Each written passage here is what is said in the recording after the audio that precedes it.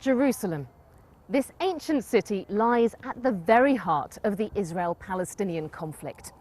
And we've seen many times how just a small change on the ground here can quickly lead to a flare-up and to violence.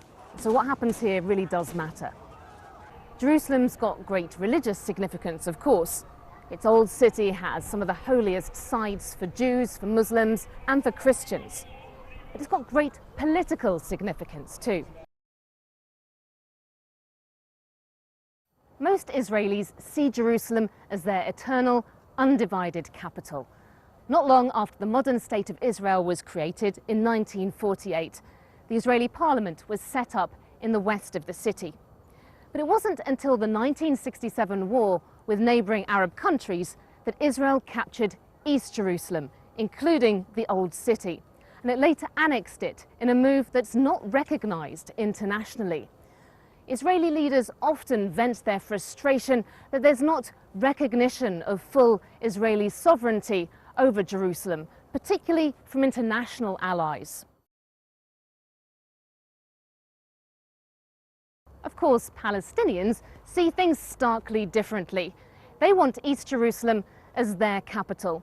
And that's part of the long-standing international formula for peace here, known as the two-state solution. Basically, the idea that an independent Palestinian state would be created alongside Israel, along the boundaries that existed before 1967. It's written up in UN resolutions.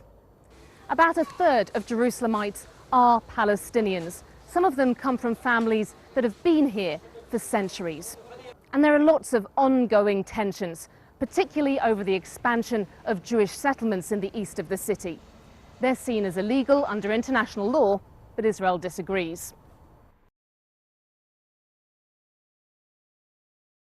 For decades, the international community has been saying that any change in the status of Jerusalem can only come about as part of a negotiated peace deal.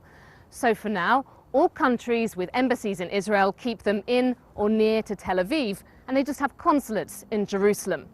But President Trump is insisting that he does want to move his embassy to Jerusalem. And he's also said that he's pursuing the ultimate deal of peace between Israel and the Palestinians, although he's not committed to conventional ways of achieving it. So I'm looking at two-state and one-state, and I like the one that both parties like. I'm very happy with the one that both parties like. Just more evidence that with this US administration, options that were once seen as off bounds, off limits, are now up for serious consideration.